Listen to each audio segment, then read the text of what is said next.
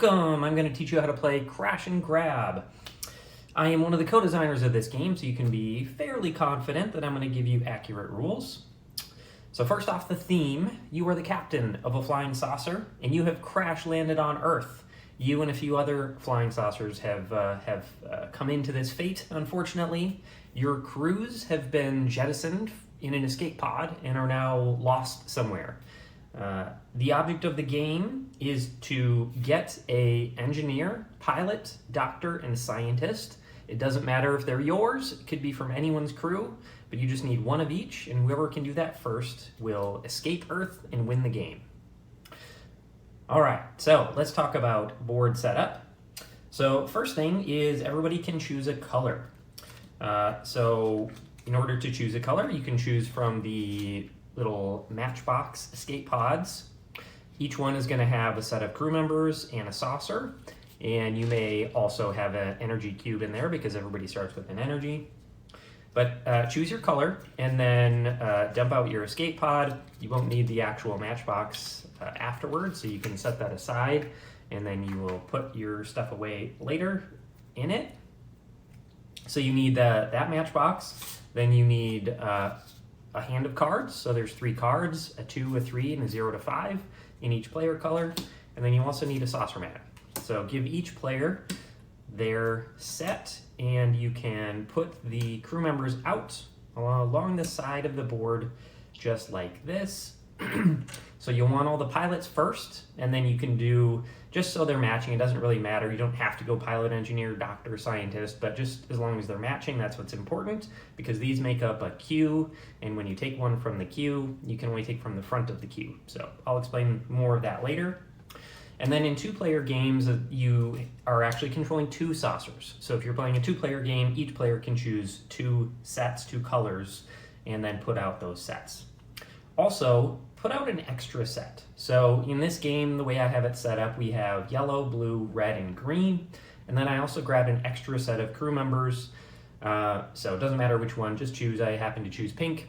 So I put those out. There's always an extra set, except for the max player count of 6. Those, you're using all of them, and that's fine. You don't have an extra one for 6. But for all other player counts, you'll have an extra set. So that is players. So then everybody can put their saucer in and get their hand of cards out like that. As far as the board goes, in a 2, 3, and 4-player game, you have it set up just like this, with just the 4, and you can randomly put these out in any kind of orientation, and then it'll form the board like this. If you were playing with 5 players, it expands a little bit. So you would also randomly put out these little things that go in the middle, and so it might look something like that for the board. And then if you were playing with 6 players, it gets even bigger. That would also have these put out randomly wherever you would like to form the board, and then it would look just like this.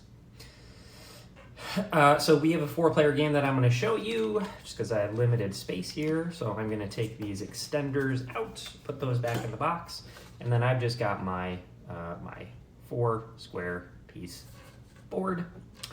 And then you can put these directional tokens also out on the edges. It doesn't matter, it matters not at all which side they're on. They just need to go out in any side and then have the arrows pointing out. So that is the board setup. For the upgrade cards, you can just shuffle the deck of upgrade cards. The only thing you'd need to modify, one, you can put any promo ship upgrades in here, just throw them in. And then in a 2-player game, you don't use the rotation die, and you don't use rotational stabilizers. That is one of the upgrades here. So if you're playing a 2-player game, remove that. But otherwise, just shuffle up the deck and then set it to the side. I'll talk more about ship upgrades later. As I mentioned, the crew members for each player color can be set up just like this. These are called the lost crew members. We don't know where they are right now, so put them out just like this, and again, pilots first, but then just one of the other types, and then the next, and then the next. So it can just look something like this. Set those out just like that, so it's lost crew members. Now choose who goes first. So According to the rules, the player who last had something stolen from them would go first. So you can use that method, or you can just randomly choose who goes first. And whoever that is, give them the probe. We'll say green is going first. So they will have the probe. And then the player, take a look. I'll take a look at this table here in the rules, and that will show you how many saucers, pilots, and boosters there are for each number of players. So only 3-player games don't have a booster that's given out as a starting bonus, but for all other players, it would be the player to the right that would get the booster. So we're going to give yellow the booster, and then all other players that don't have a probe and don't have a booster, they get their pilot out to start with. So in that case, that's red, and then blue get their pilot out. So now it's time to randomly place our saucers, all the saucers in the game, and then the 2 starting pilots. So you roll the placement die. That one's a 7, so we're going to put that there. Then we got a 1 for this one. It's there. We've got a 1 for this one, because if you ever roll something that is already taken, then you just bump it up to the next one. So in this case, a 2. Blue then goes rolled an 8. For red, also a 1, which is taken. 2 is taken, so we go to 3. And then finally, the 11 for the green saucer. So this is our starting board layout. The only other thing is each player starts with an energy. So you can put an energy on each saucer mat in one of the 2 squares. And I'll talk more about those later. And that is setup. Now I'm going to go over the plan phase, and you can give each player a reference card too. I'm not, just in the interest of space, but the reference card is going to go through each of the phases, and then in case you just forget the order in which you do something, you can reference that reference card. So the plan phase, everybody first chooses their movement card. So each player has the same 3 movement cards. Your hand never changes throughout the game. You've got a 2 that gives you a booster, a 3 that gives you an energy, and then a 0 to 5, which doesn't give you a bonus, but you get to choose the distance you're going to travel when you reveal it, rather than at the beginning of the round. So we're at the beginning of the round. We're in that plan phase right now. So everyone's going to choose one of these cards for the round. And so you'll choose the distance and the bonus you get, and then which direction you're going to go. So if you want to go in the sun direction, you'd put the corner of the card you want to use right into the slots in your saucer mat, and you do it face down. And then each player is going to do that. So we're all choosing. I'll just kind of randomly choose for each of our players. And then that is the first part of the plan phase. And then once everybody has chosen, that's when you roll the rotation die. And then this will tell you which direction we're going to go, clockwise or counterclockwise. But it is important that when you're choosing your card, you don't know that direction. You don't know whether it's going to go counterclockwise or clockwise. So you have to make your decision with that being unknown. So the player with the probe is going to go first, and then it will go clockwise or counterclockwise from them. So at this point now you know who's going first, and then you know who's going last. So this way we're going counterclockwise. So that means blue is going to go last. So in a 5 or 6 player game, then you use these override tokens. In a 5-player game, you give the player who went last in turn order an override token.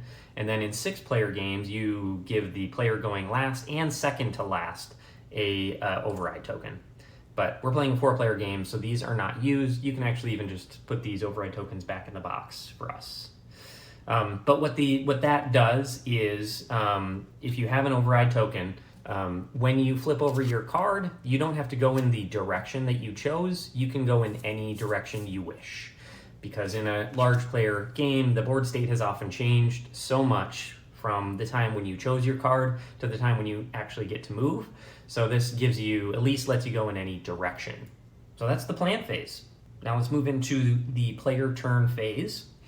So the first one, and you can use your reference card, place your crash saucer. So if your saucer has crashed, so that means it's off the board, then before your turn comes around, then you would you would place it. So that means roll the die and put it, this one 8's taken, goes to 9. So put it on the board somewhere. And then also, if your saucer has crashed before your turn, that means it's in a different place than when you chose your movement card. So you get that override token bonus of when you flip over your card, you get to go in any direction. So that's only if your saucer was crashed before your turn came up. Next is start of turn upgrade effects. So there are some upgrades that will, and we'll talk more about upgrades later, but that will have a start of turn. At the start of the turn, or start of your turn, you may do this. So that's when those would trigger. Then we will execute our move and then boost. And so I'm going to talk now just about movement, because movement is the only part of this game that's a little bit complicated. So if you listen to nothing else in this video, listen to me explain movement, and then you'll be good. Let's zoom in and talk about movement. So let's say that green played this. So 3 in the constellation direction. Got the constellation direction here. Green, 1, 2, 3. That's it. That's simple movement. Because they played a 3, though, they would right away get that. So they get an energy cube. They've just earned a ship upgrade. I'll talk about those later.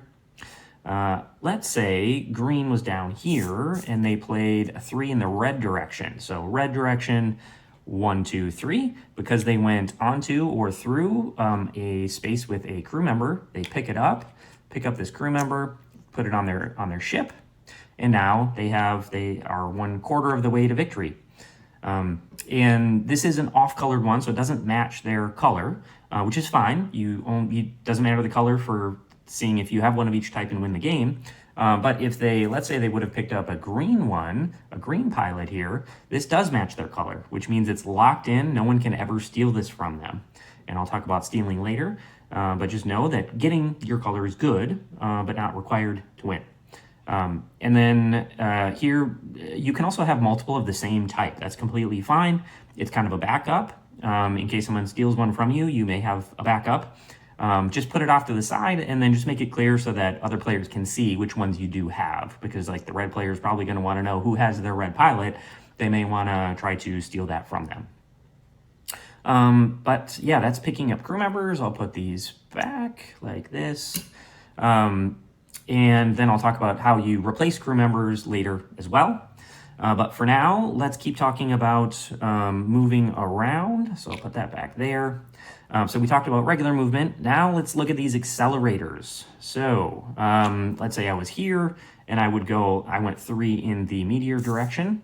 So let's say I played this. So I'd go 1, 2, I stop. When I hit an accelerator, I stop. Notice it's an octagon shape, like a stop sign to help kind of remind you that what's going on. You got to stop. And then whatever distance you were going when you ran into that accelerator, you do it again in any direction. So in this case, I was going 3.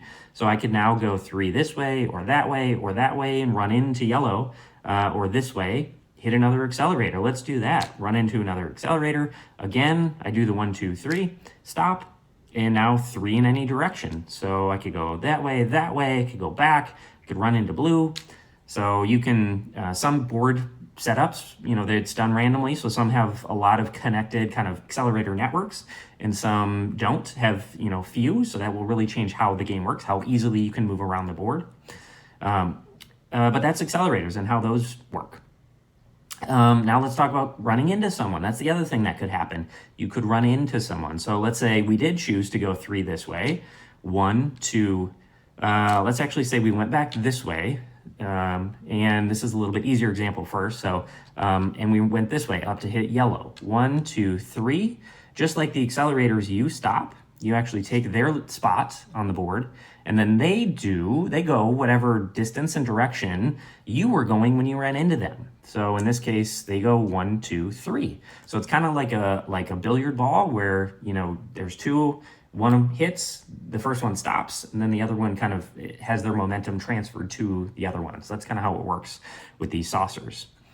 So that's running into someone.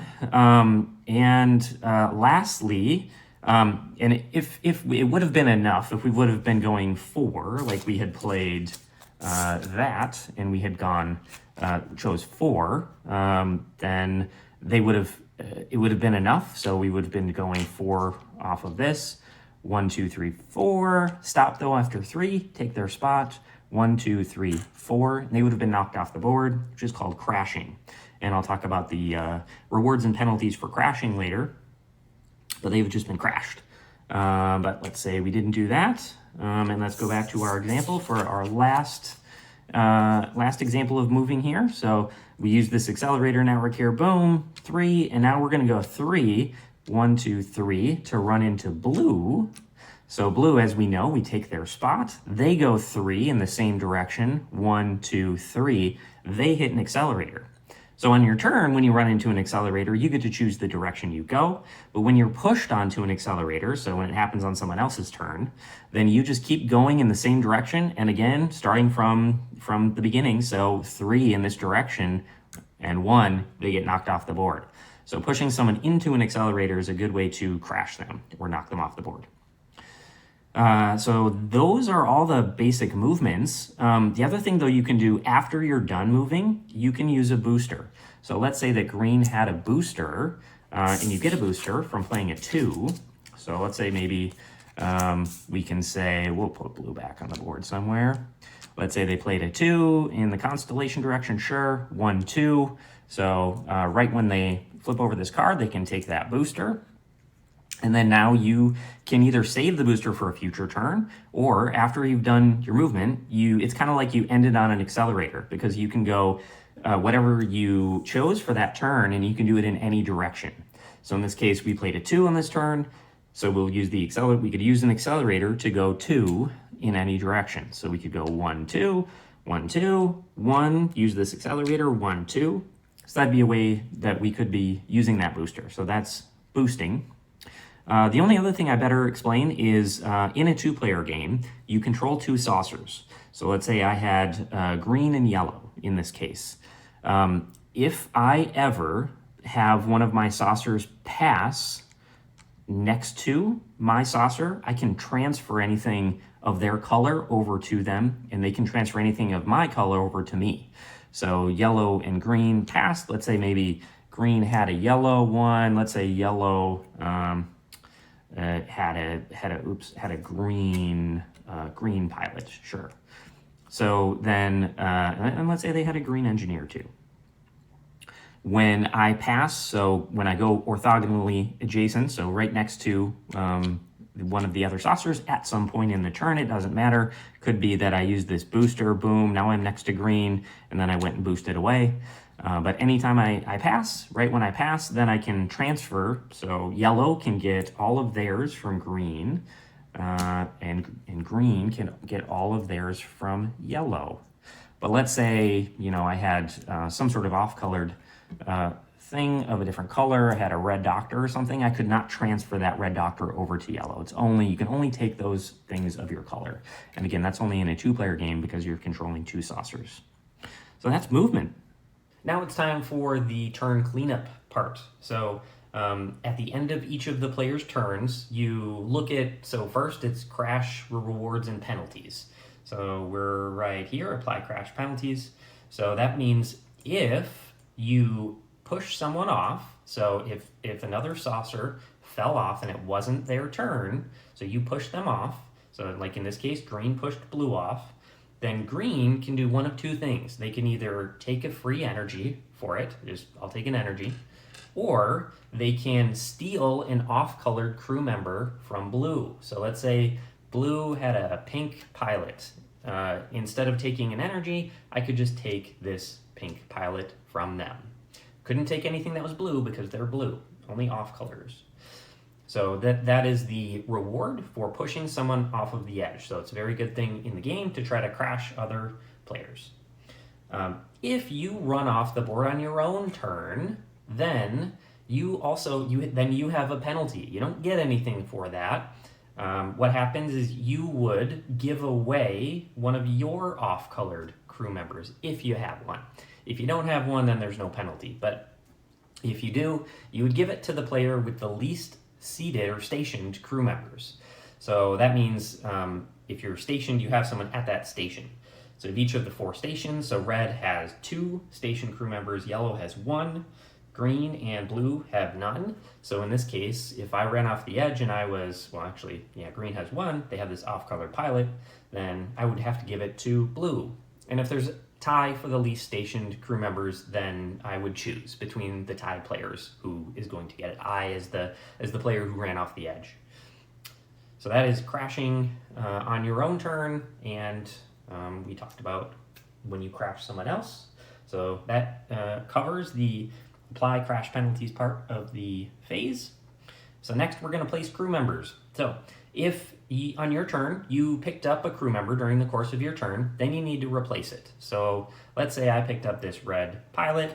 So now we only have one pilot out. We always need to have the same number of crew members out on the board as we did when we started the game. So in a 4-player game, that's 2. So 4-player game, there's always going to be 2 crew members out. So we would now choose from the front of the queues, of one of the queues. So I could choose a yellow engineer, a blue engineer, a red scientist, a green pilot, or a pink engineer. It has to be from the front of one of the queues. So I choose what it is. In this case, I'm gonna do a green pilot. Then I will roll the placement die, and it's an 11, so it will be put on 11. That's how you place crew members. Then we move on to upgrade, end of turn upgrade effects. So again, just like I talked about how there's some upgrades that have a start of turn effect, this one, there's also some at the end of your turn, something happens. So this would be when those trigger. If you have 2 upgrades that are at the start of your turn or the end of your turn, then you can choose the order that they happen in. And then you can also upgrade your saucer. So now this is when you can get a ship upgrade. So anytime you have 2 or more energy cubes, then you would turn into energy cubes. You would draw 2 cards from the top of the upgrade deck. You would choose one to keep, and then you would choose one to discard. So you can create a discard pile. The upgrade that you chose is yours for the whole rest of the game. It's optional whenever you want to use it. You don't have to use it on your turn, but you certainly can. Always optional. And then everybody can see it. So it's face up, public knowledge of which ship upgrades that you have. A couple more notes on upgrades. One, you can't use them the turn that they come out. So if you had something that was like an end of turn upgrade or something like that, end of turn effect, you wouldn't be able to use it. You would get it. So as you can see, the upgrading your saucer comes at the end of your turn cleanup phase. So can't use that on the turn it comes out. Can't use anything on the turn it comes out. But also you can have as many as you want. So there's no limit to the number of upgrades you can have. And then also, if the deck ever runs out, shuffle all the discards together, and that becomes the new upgrade deck. So that is the end of the turn cleanup phase. And then, of course, at the end of the player turn, then it's the next player's turn. So you always start the round with the player with the probe, then it rotates to the player in the turn direction for this round. So in this case, counterclockwise. So then yellow would take their turn next. So they would go and they would reveal their move card and take their turn. And now we come to the end of round phase. So the first thing you do is, at the end of the round, any saucers that are not on the board need to be put on the board. As usual, you just roll the die and put them where they go. Again, increasing it by 1 if that spot is already taken. We've got our saucers back on the board.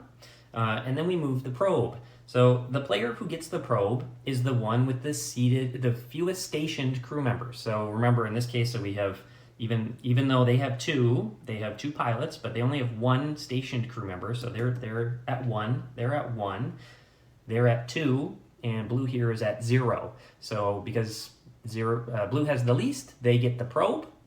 If it were tied, then it would be the player who, among the tie players, let's say that they had a pilot. So now we have a 3-way tie here between blue, green, and yellow. They're all at 1 stationed crew member. So then it would be the player who went last in turn order the previous round, or went later in turn order in the previous round. So in that case, that was, because we were going clockwise, blue would be the one who gets the probe for that round.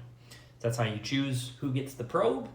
And that's the end of round phase. And in 2-player games, you would total up, like let's say I had both red and yellow and I was controlling both of these saucers. right, I would add them up. So I have 3 stationed crew members between my 2, and then the other player would be this one, they have 2.